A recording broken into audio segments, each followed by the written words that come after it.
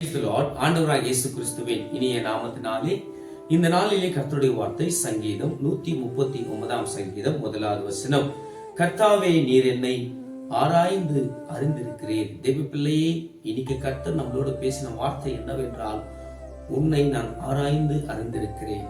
இன்னைக்கு நீ நினைக்கலாம், என் பிரச்சனைகள் யாருமே எனக்கு உதவி செய்ய யாருமே முன்ன வரல, என் பிரச்சனைகள் கர்த்தர் பார்த்து கொண்டிருக்கிறாரா, என்னை ஆராய்ந்து கொண்டிருக்கிறாரா என்று நீ சந்தேகப்படாது. ஆண்டவர் இன்னைக்கு இந்த வார்த்தை மூலியமா உன்னோடு பேசிக் கொண்டிருக்கிறார். உன் பிரச்சனைகளை நான் ஆராய்ந்து அறிந்திருக்கிறேன், உன் துயரங்களை நான் ஆராய்ந்து அறிந்திருக்கிறேன், உன் கண்ணீரை நான் ஆராய்ந்து அறிந்திருக்கிறேன், உன் போராட்டங்கள் நான் ஆராய்ந்து அறிந்திருக்கிறேன். மனிதர்கள் நினைக்காமல் இருக்கலாம், மனிதர்கள் உன்னை அற்பமாக எண்ணலாம், மனிதர்கள் உன்னை கேவலமாக பேசலாம். தேவ பிள்ளையே, கர்த்தருடைய வார்த்தை மேல மட்டும் சந்தேகப்படாதீங்க. தேவன் நிச்சயமாகவே உன்னை அவர் உயர்த்துவார்.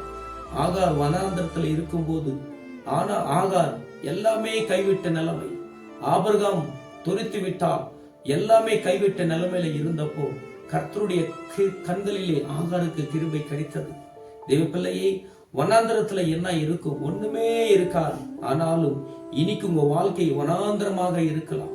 என் வாழ்க்கையில வனாந்தரமாக இருக்கிறது. எந்த செழிப்பான ஆசீர்வாதமும் இல்லை, எந்த நன்மையான காரியமும் இல்லை.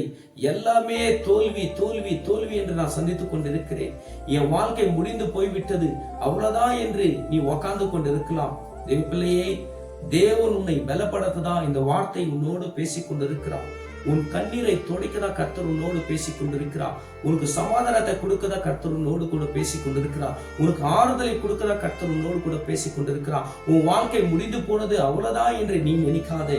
கர்த்தர் உன்னை உயர்த்த அவர் வல்லவராய் இருக்கிறார். கர்த்தர் உன்னை நிறுத்தம் நடத்த அவர் வல்லவராய் இருக்கிறார். தேவனுடைய வார்த்தை வல்லமை உள்ளது. தேவனுடைய வார்த்தை ஆசீர்வாதமானது. தேவ பிள்ளையே, நீ தேவ வார்த்தை விசுவாசிங்க, தேவ வார்த்தை நீ நம்புங்க. கர்த்தர் இந்த வார்த்தை மூலியமா என்னோட பேசினார், தேவன் என்னை எழுப்புவார் என்று சொல்லி இருக்கிறார் என்று நீ விசுவாசிக்கும் போது கண்டிப்பா கர்த்தர் உன்னை பார்த்து ரொம்ப சந்தோஷப்படுவார். சந்தேகம் படாதீங்க. கர்த்தர் இந்த வார்த்தை மூலியமா உன்னோடு பேசுகிறார் என்று நான் விசுவாசிக்கிறேன். கர்த்தர் தாமே உன்னை ஆசீர்வதிப்பாராக. ஆமென், ஆமென், ஆமென்.